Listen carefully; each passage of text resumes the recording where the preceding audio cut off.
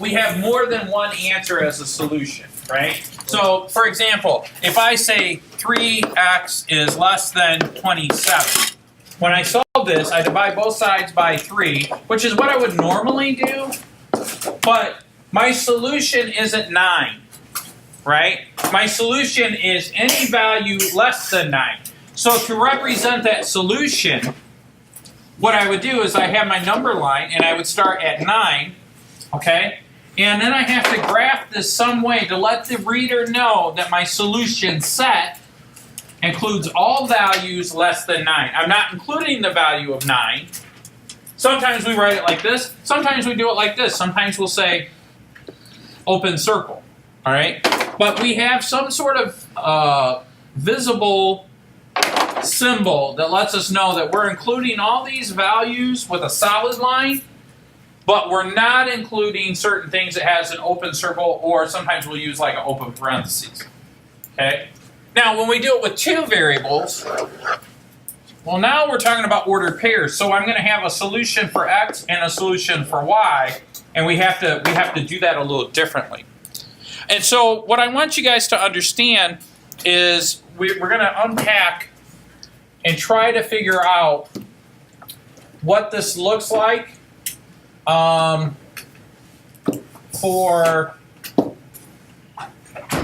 me change this. What does this look like when we do a graph? Okay, so the first thing I want to do is I want to review graphs. This is my x-axis, this is my y-axis. Any point on this graph is x comma y, where x represents us going right and left, depending on whether it's positive or negative. Whoops, negative. And then the same with y. We go up or down, depending on if it's positive or negative. We would call this quadrant 1. We would call this quadrant 2. This would be, of course, quadrant 3. And this would be quadrant 4. Okay? Now, technically, the quadrants are not the boundaries themselves. So, let me clarify this. If I have a point right here that's on the x-axis, what quadrant is that in? Neither. It's not in quadrant 1. It's not in quadrant 4. It's on the x-axis. So think of the x and y-axis as a fence, right? If you have a neighbor and they have a fence and you're standing on the fence, whose yard are you in? Theirs. No. Yeah, neither. Right? You're on the fence. You're on the boundary. Oh, yeah, who built the If I'm on the U.S. Canadian border and I'm standing right on it and I'm not on one side or the other, am I in the U.S.? No. Am I in Canada? No. No. I think maybe legally you might be, but you I mean, are. You guys get the concept, right? All right. So now let me graph. Shh, guys, calm down. So let's do example number 1. Example number 1, you're given y is greater than 3x minus 1. Now, how would we normally graph that? If that was y equals 3x minus 1, well, first of all, let's talk about this. What does the 3 represent? Slope. Slope. That's the rise over run. And what does this minus 1 represent? Y-intercept.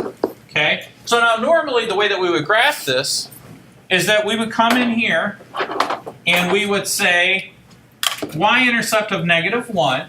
Then we would go up 1, 2, 3 over 1. That's a point on the line. Then we would go up 1, 2, 3 over 1.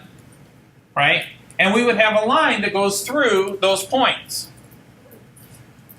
But that's when it equals. This one doesn't equal.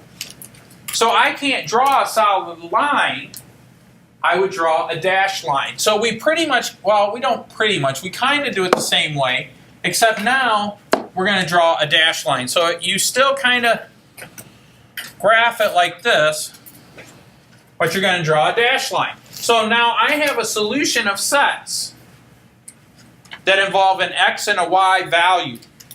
And I got to graph that. Now, the y value is greater than this line. So this represents the line.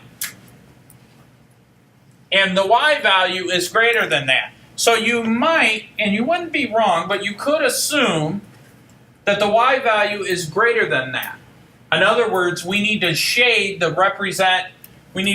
portion of this graph to represent our solution set. But the best way to do this is to test an x and y point and see if it makes the statement true. So if we wanted to test that, we would say test, and this is how I want you to do your homework. Let's choose, and choose a value like this, 0, 0. It's the origin. This is the best one to choose if you can, if it's not on the boundary. Well, what I'm saying is x equals 0, y equals 0. So I start with my inequality, y is greater than 3 times x minus 1, and I'm going to plug in 0 for y.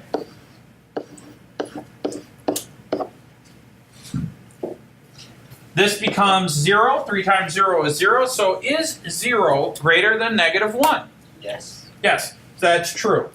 So now what that means is all this region is the solution set. And so what you do is you shade that in. Now if you want to shade it in like this, I recommend colored pencils because eventually we'll get to a point where we've got to shade the whole thing in. And make sure that you clearly define that this boundary is dashed. Now what would you do if I had an equal sign here? The line would be solid. If I had an equal sign, then my boundary would be solid. Does that make sense? Yeah. Okay, any questions?